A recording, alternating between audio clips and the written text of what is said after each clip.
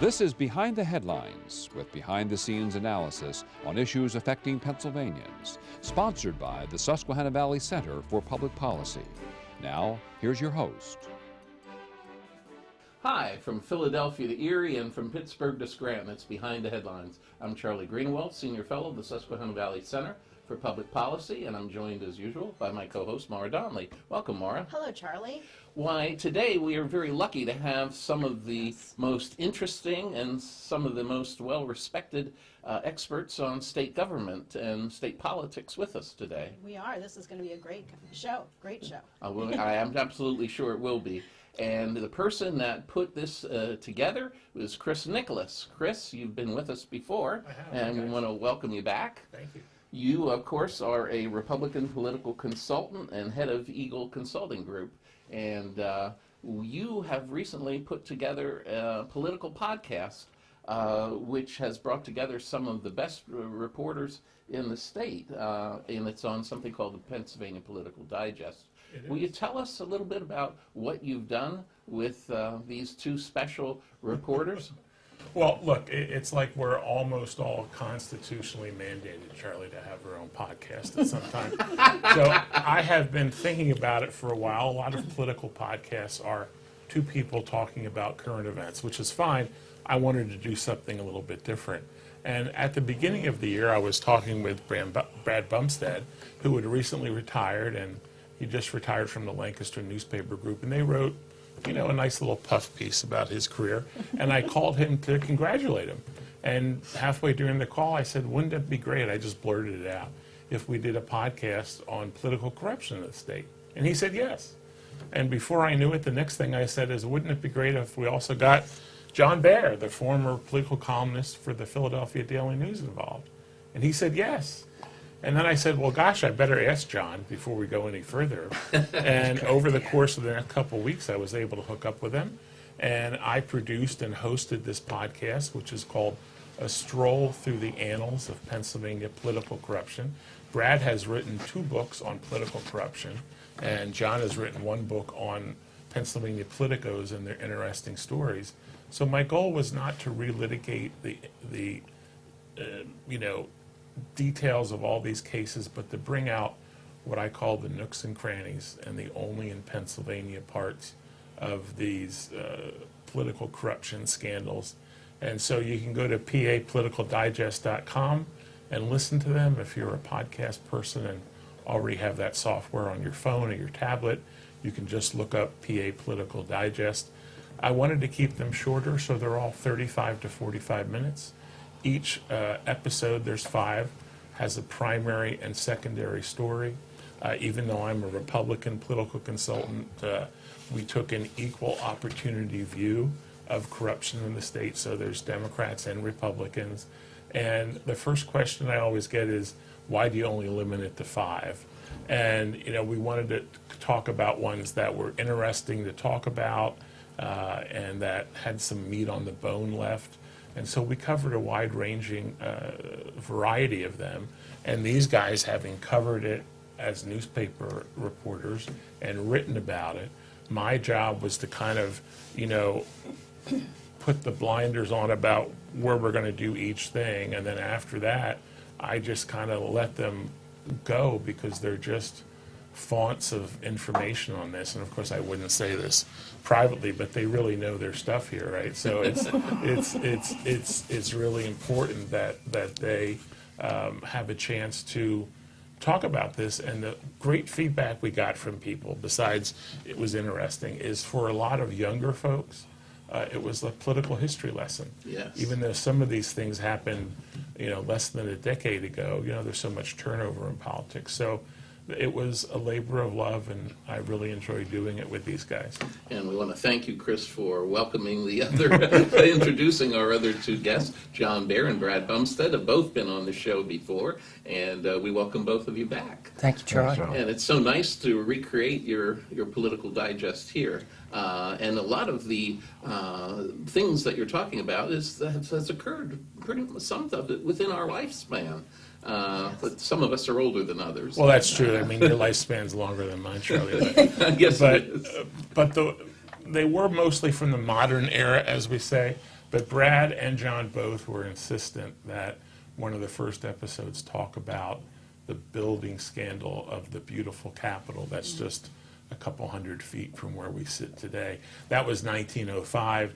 And John, you said it was how much money in today's money, the building scandal? Well, it would be like $500 million.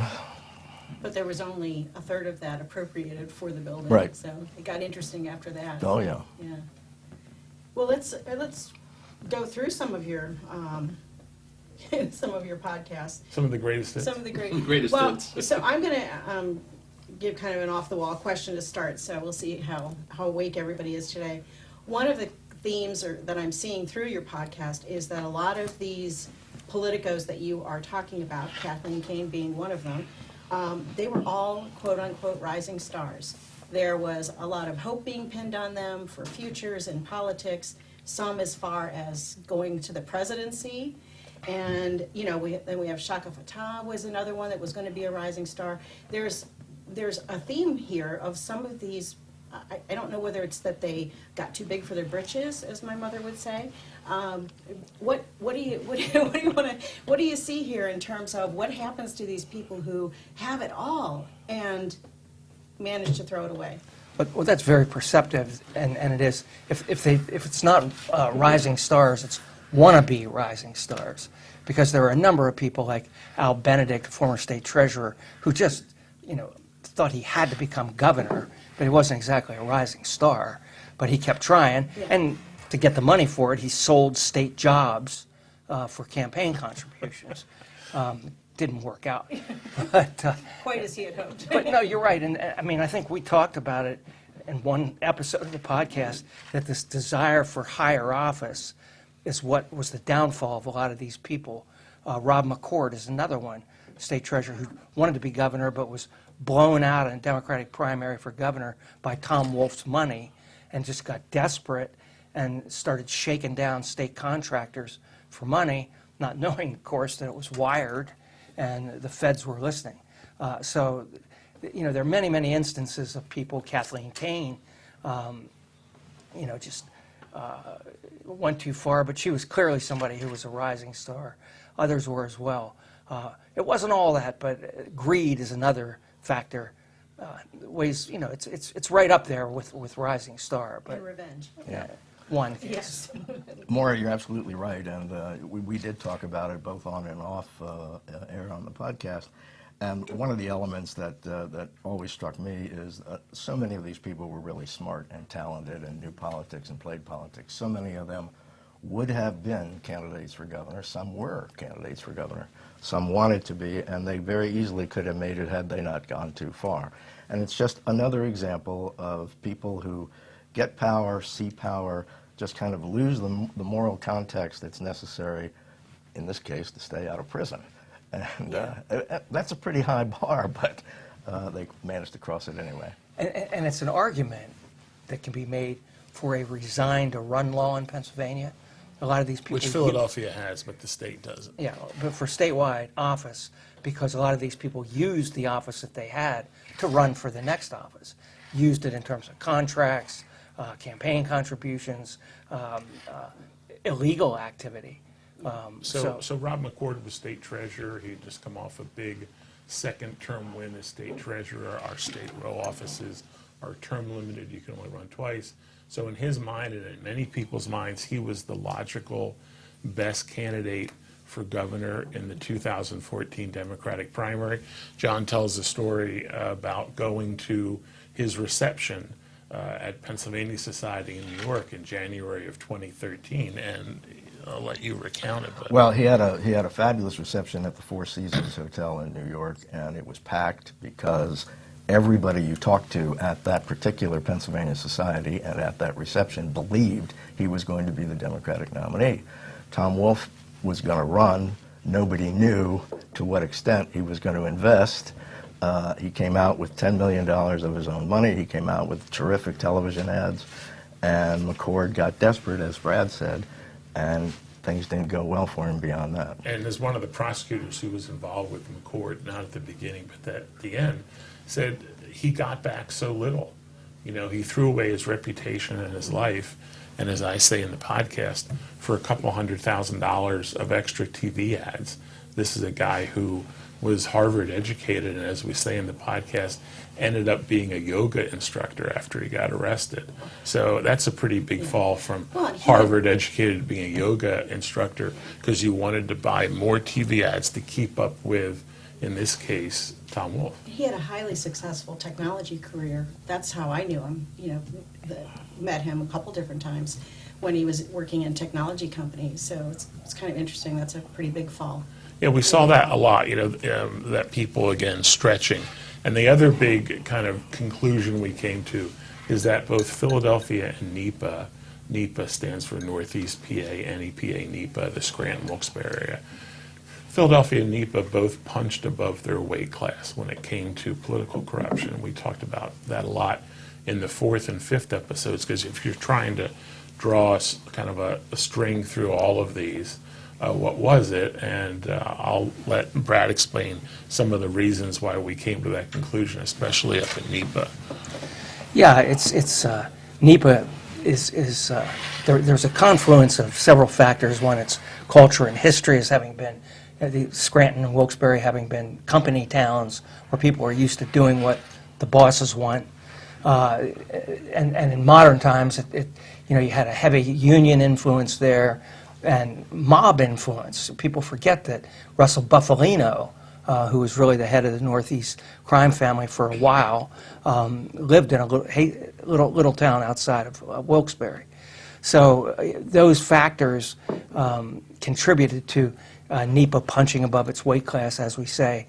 And the corruption was pervasive there in the court system, and the FBI later brought a whole bunch of cases against local officials, school board officials, school board administrators, for selling teacher positions and other things. And I'm talking about 10 years ago, So, I mean, it's just very, very corrupt, and people there know it, but they sort of smile and move on. What are you going to do? And they become hardened to it like they are in Philadelphia. I mean, there comes a time where you just go like, another one's gone down.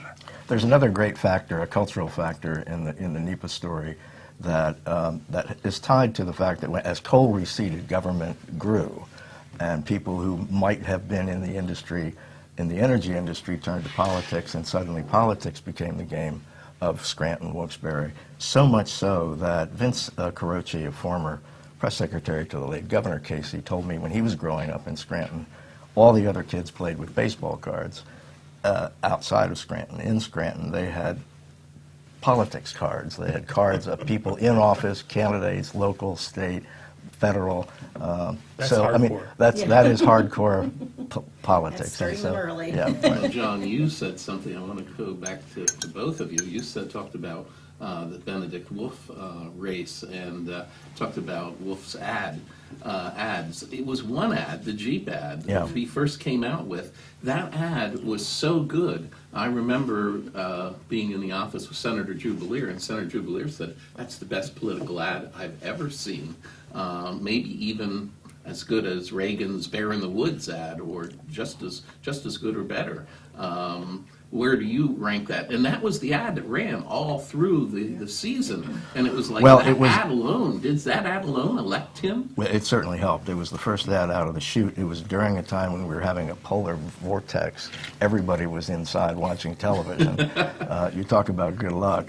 Good timing, good timing. The ad won a bunch of awards. Saul Shore was the ad maker. He's a national Democratic consultant who also works for now Senator Casey and now Governor Shapiro. So, I mean, he knows Pennsylvania. He knows what works in Pennsylvania. And the highlight of the ad, from my standpoint, was one of the daughters is talking about their father, Tom Wolfe, and he says, and he also drives a Jeep. And the shot is him coming down the street waving like this. Now, if that's not a friendly guy, and one of us right there in his Pennsylvania Jeep. Which the state police would then not let him drive. For a long period once he became governor. Yeah. But I think it's something. But he still took it to the Capitol. He did. It's also the strategy involved with a great ad, and that's spending the money up front as opposed to waiting until the final 3 weeks of the campaign, which is what most people do, and which most of them were thinking about doing. But meantime, you're blown away. It's like it's like the top of the lineup hits 3 grand slams, you can't catch up. Yeah, normally in politics, you work backwards from election day for your TV and direct mail. That's because you have to raise the money. Tom Wolfe famously didn't lend him his campaign $10 million, he just gave it. So he could start early. So from late January to early March, he was the only person on TV.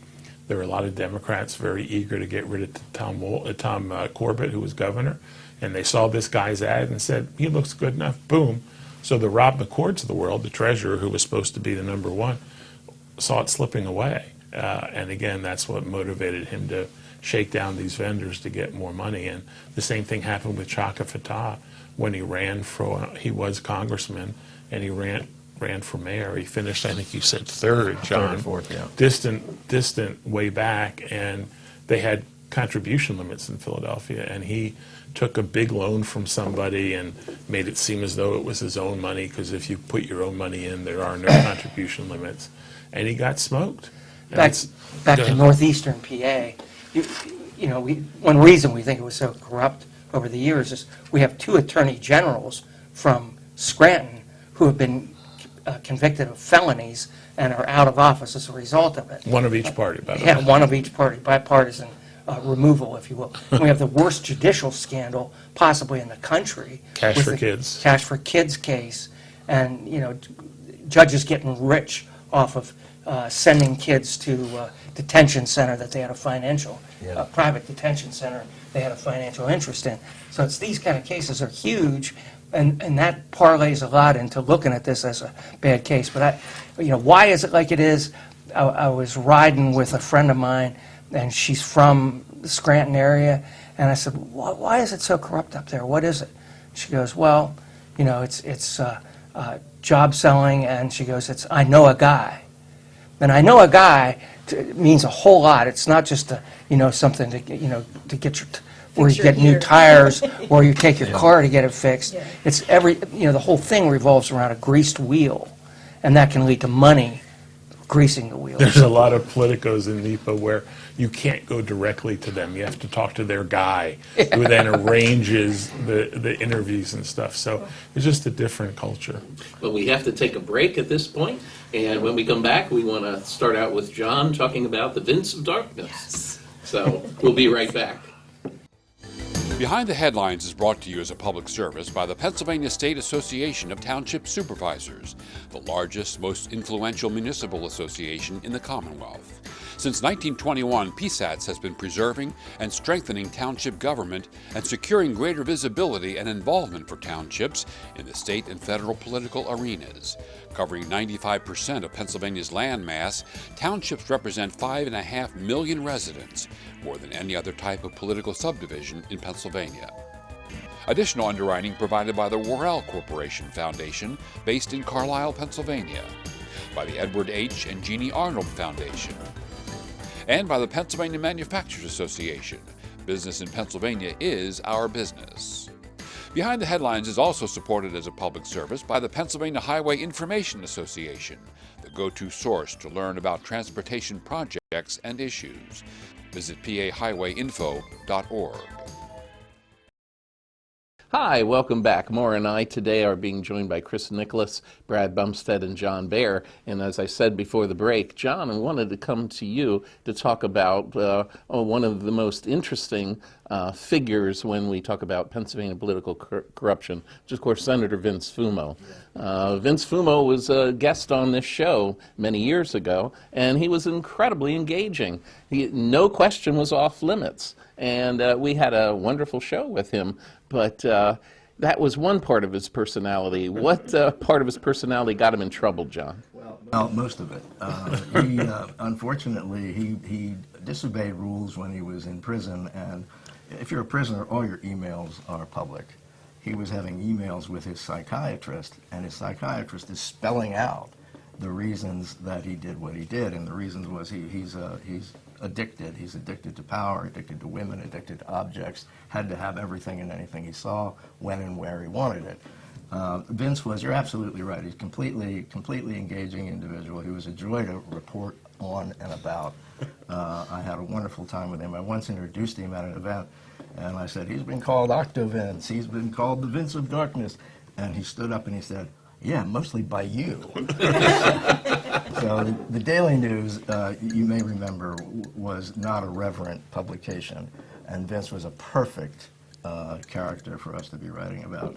This is a guy who was a member of Mensa. He was a licensed pilot, a licensed electrician, a licensed plumber, owned properties all over the East Coast, including a 100-acre farm here in Dauphin County, and just got into trouble by extending the power that he had, which was awesome, even as a member of the minority Senate for most of his career. If there was anything going to happen, it was going to happen because Vince would agree with it. And one little anecdote, when Josh Shapiro, our current governor, was, I believe, a freshman lawmaker, he and Vince were working on something that they both wanted.